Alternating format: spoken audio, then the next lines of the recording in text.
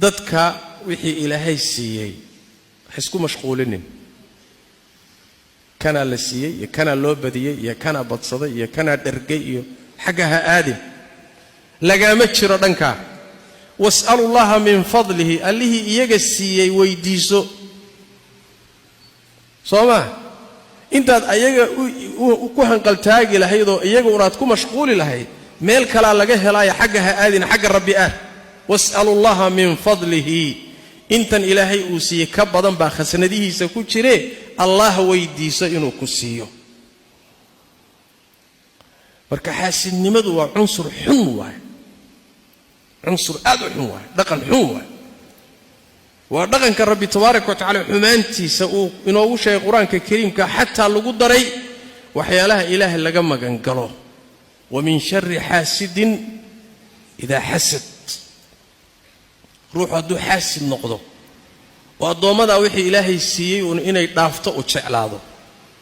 ama isagaba ha ku soo wareegto ama sideedaba ha waayaan waa cunsur xun oo aad u liito waa dhaqankii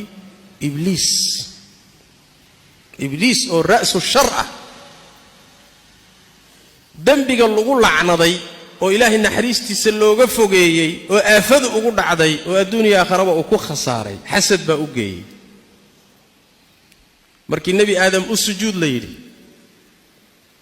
meeshuu allah amarka siiyey fiirin lahaa iyo cadamadiisa dhanka umuusa kicine wuxuu bilaabay inuu aadam akhriyo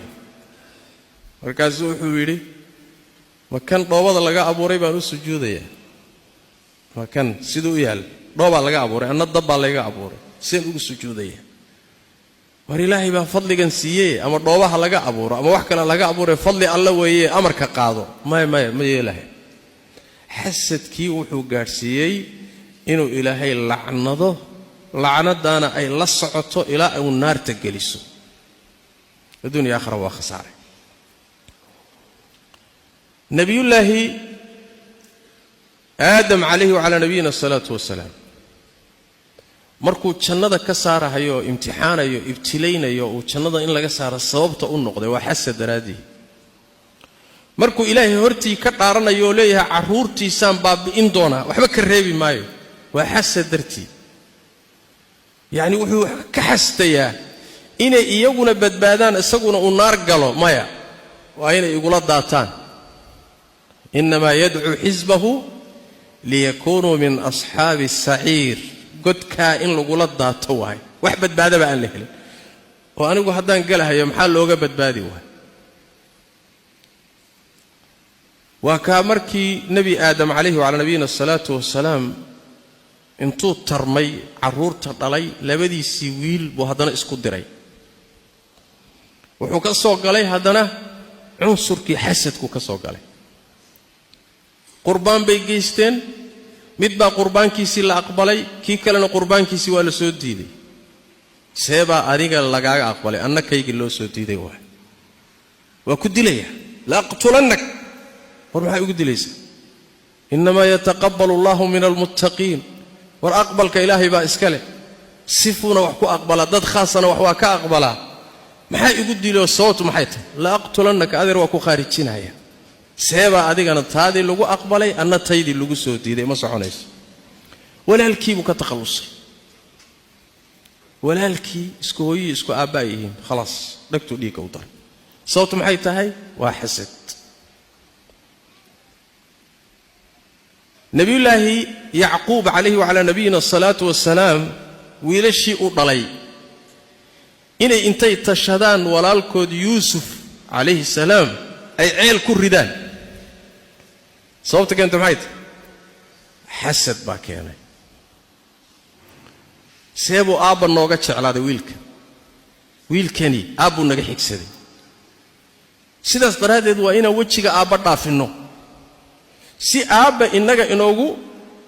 wejigiisu inoogu bannaanaado wiilkan yarkaa uu inaga jeclaada waa inaan khaarijinno waayo war aan dillo war maya dili mayne dilkiisa inaga daaya aan ceel isaga ridno isdhaafinno waa walaalkood xasad waa imtixaan ninbuu xaaskiisii ku diray laba isdhalay buu isku diray labadoo dhashay buu isku diray waxba ma hambaynin daawadiisu maxay tahay marka ahibba linnaasi ma tuhibbu li nafsika takun musliman la yu'minu ahadukum hatta yuhibba li akhihi ma yuhibbu li nafsihi midkiin mu'min noqon maayo iimaankiisuna ma dhamaystirna ilaa uu walaalkii la jeclaado wuxuu naftiisa la jecel yahay wax badan baa daawoobi lahaa haddii ilaahay uu ina siin lahaa cunsurka isaga mashaakil fara badan baa daawoobi lahay oo xal loo heli lahaa waxaa ka dhalanaya marka qalbigaagu uu mabda'a qaato dadka la jeclo waxaad naftaada la jeceshahay qodob kaleeto oo ka dhashaa jira maxaa ka dhasha waxaa ka dhasha in aad dadka ula timaado waxaad jeceshahay in adiga lagula yimaado taasina waa midda ku timid xadiidka fi saxiix muslim oo nabigu sallallahu alayhi wasallam markuu ka warramay fitan iimaan doono aakhiru zamaanka oo midba midda ka dambaysa ay ka culus tahay xal nabigu wuxuu ka dhigay salawaatu rabbi wasalaamu alayhi makhraj min alfitan faman ahabba an yuzahzaha 'ani an-nari wa yudkhala al-jannah فلتأته منيته وهو يؤمن بالله واليوم الآخر وليأتي إلى الناس ما يحب أن يؤتى إليه وفي الصلاة روحي الرباء مركي فتن كردعان وامتحانات كردعان إنو النار نكبت بعض الجنة قالوا لما قضب هاليمات قضب ككومات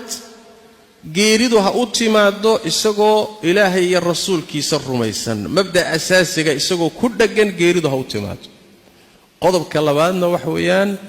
dadka ha ula yimaado wuxuu jecel yahay in isaga loola yimaado si kale hadaan u dhahno adiga iyo dadka kale hal miisaan awada saar dadka adigoo kale ka soo qaad dadkii markaad adigoo kale ka soo qaado dareen baad leedahay wixii aad og tahay inaad dhibsanayso dadka la qaabili maysid